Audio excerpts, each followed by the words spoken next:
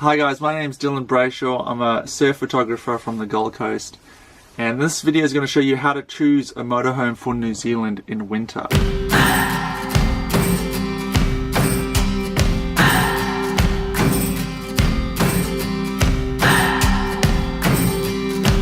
So I'm currently in Dunedin, which is the bottom of the South Island. We've done a full 12-day sort of drive around from Christchurch to Wanaka, Queenstown.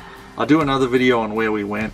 But I just wanted to make this video to show you what sort of things you need and what things you don't need. I waited until the end of our trip to make this video so I could figure out what things we used, what things we didn't use, what things were extremely useful. So the main thing that we found that we use a lot is obviously the heating.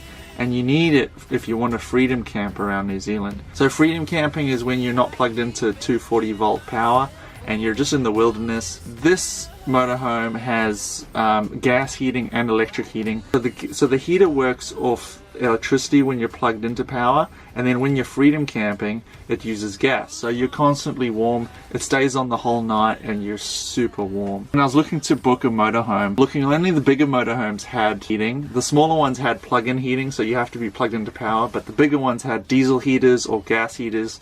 But this gas heater works great. It keeps us warm all night.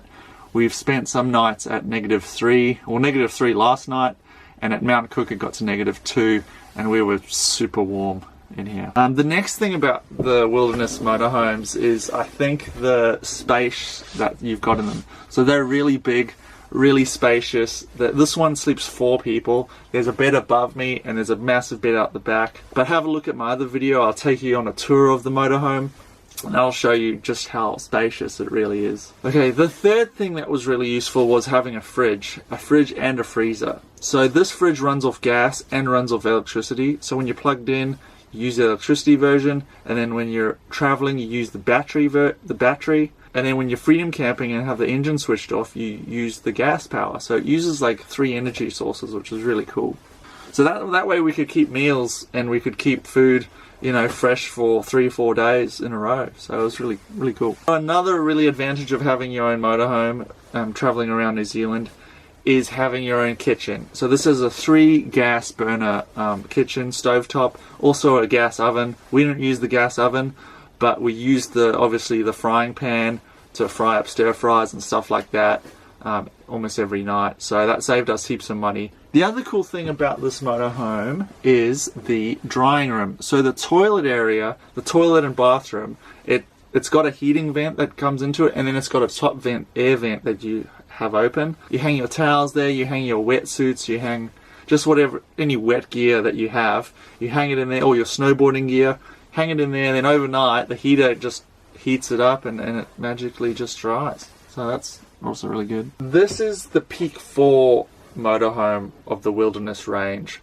So it has a massive bed, and underneath that bed is a lot of storage space. So you can put your skis, surfboards, wetsuits, all that sort of stuff at the back, and it fits heaps of stuff. All our luggage is back there, and I've got my wetsuits back there as well.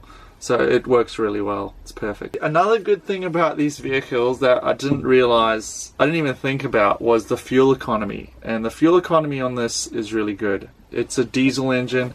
Diesel is quite cheap. It's a lot cheaper than petrol in New Zealand. So we were filling up once every 4 days even. Like, it wasn't taking much gas, and we've done a lot of Ks. We've done over 1,000 kilometers already in it.